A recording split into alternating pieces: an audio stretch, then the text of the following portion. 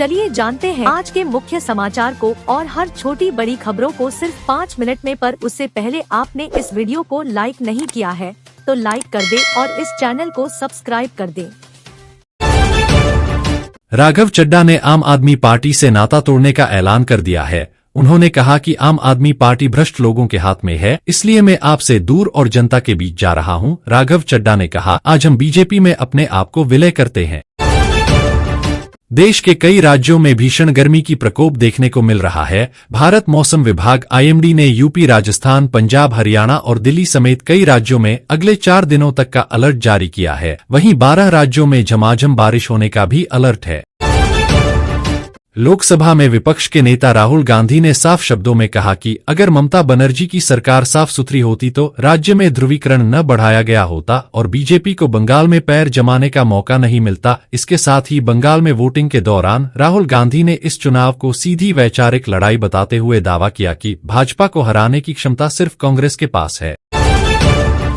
महाराष्ट्र में auto rickshaw और taxi चालकों के लिए मराठी भाषा अनिवार्य करने के राज्य सरकार के फैसले को लेकर सियासी घमासान तेज हो गया है। यह मुद्दा अब सिर्फ परिवहन व्यवस्था तक सीमित नहीं रहा, बल्कि भाषा, क्षेत्रीय पहचान और रोजगार से जुड़ी बड़ी राजनीतिक बहस का रूप ले चुका है।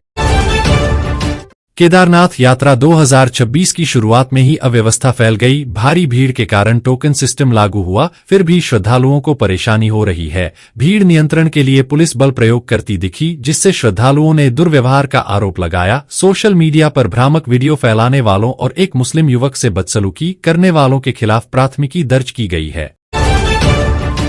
राष्ट्रपति द्रौपदी मुर्मू के 27 अप्रैल से 2 मई तक हिमाचल दौरे की तैयारियों की मुख्य सचिव संजय गुप्ता की अध्यक्षता में समीक्षा की गई। बैठक में सुरक्षा, यातायात प्रबंधन और विभिन्न जिलों में राष्ट्रपति के कार्यक्रमों को लेकर विस्तृत चर्चा हुई, जिसमें 1,500 जवान तैनात होंगे। प्रधानमंत्री नरेंद्र मोदी 28 अप्रैल को 2 नई अमृत भारत एक्सप्रेस ट्रेनों को हरी झंडी दिखाएंगे। ये ट्रेनें अयोध्या, मुंबई और बनारसपुरे के बीच चलेंगी, जो राज्य के कई शहरों को सीधे उत्तर प्रदेश और महाराष्ट्र से जोड़ेंगी।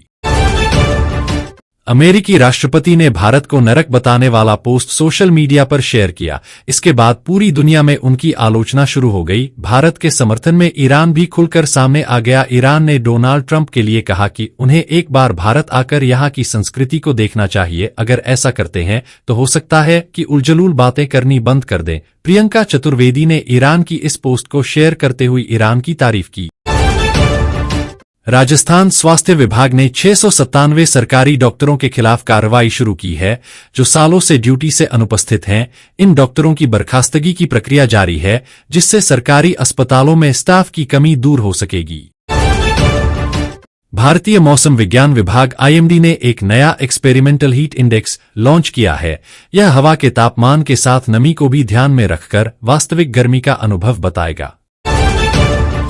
केंद्रीय मंत्री किरण रिजिजू ने लोकसभा में विपक्ष के नेता राहुल गांधी पर हमला बोला। यह तब हुआ जब राहुल गांधी ने तृणमूल कांग्रेस की मुख्यमंत्री ममता बनर्जी पर पश्चिम बंगाल में ध्रुवीकरण करने का आरोप लगाया, जिससे भाजपा को राज्य में पैठ बनाने का मौका मिल गया है।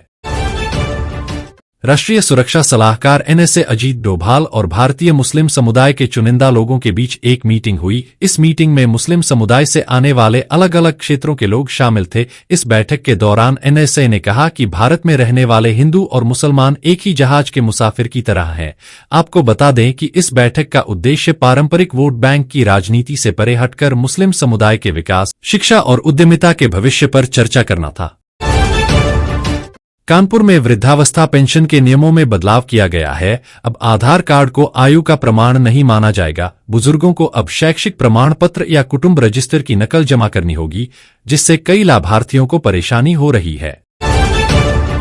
प्रधानमंत्री मोदी ने बंगाल चुनाव में 50 साल में सबसे कम हिंसा का दावा किया, जिसका श्रेय चुनाव आयोग को दिया। उन्होंने भाजपा की जीत का भरोसा जताते हुए TMC पर निशाना साधा और महिलाओं के लिए 10 नई गारंटियों की घोषणा की। यूपी होमगार्ड भर्ती परीक्षा के पेपर लीक का वायरल किया मैसेज। सोशल मीडिया पर फर्जी तरीके से प्रश्न पत्र उपलब्ध कराने का दावा करने वाले टेलीग्राम चैनल के खिलाफ पुलिस ने मुकदमा दर्ज कर लिया है। पुलिस ने चैनल संचालकों के खिलाफ गंभीर धाराओं में केस दर्ज किया है।